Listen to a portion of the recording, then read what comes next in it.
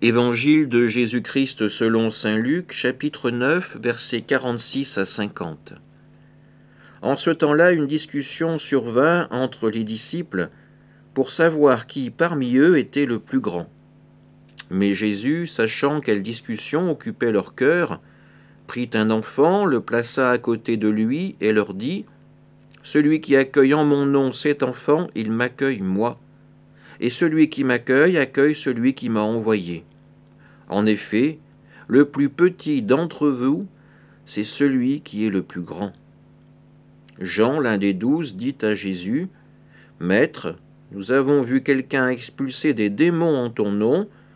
Nous l'en avons empêché, car il ne marche pas à ta suite avec nous. » Jésus lui répondit : « Ne l'en empêchez pas. Qui n'est pas contre vous est pour vous. » Acclamons la parole de Dieu. Encore une fois, dans l'évangile de saint Luc, nous retrouvons les disciples, les apôtres en pleine discussion. Une discussion véritablement humaine, car il s'agit de savoir qui est le plus grand parmi eux. Encore une fois, nous retrouvons ces hommes qui ont le cœur rempli d'ambition, de désir et d'envie. Et Jésus va prendre l'exemple de cet enfant. Il le place à côté de lui.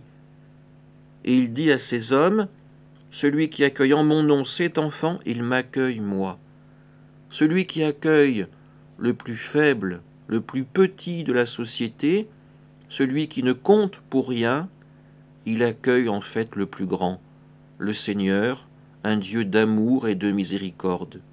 Un Dieu qui ne vient pas pour faire étalage de sa puissance, mais qui vient avant tout pour montrer son amour et son désir de sauver les hommes.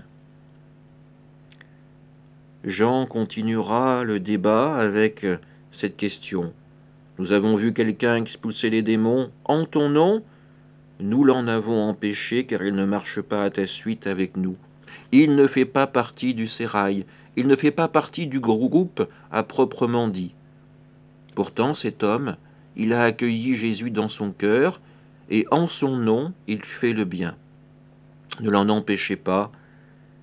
Qui n'est pas contre vous et pour vous, qui ne lutte pas contre le royaume de Dieu, agit déjà pour son avènement. Amen.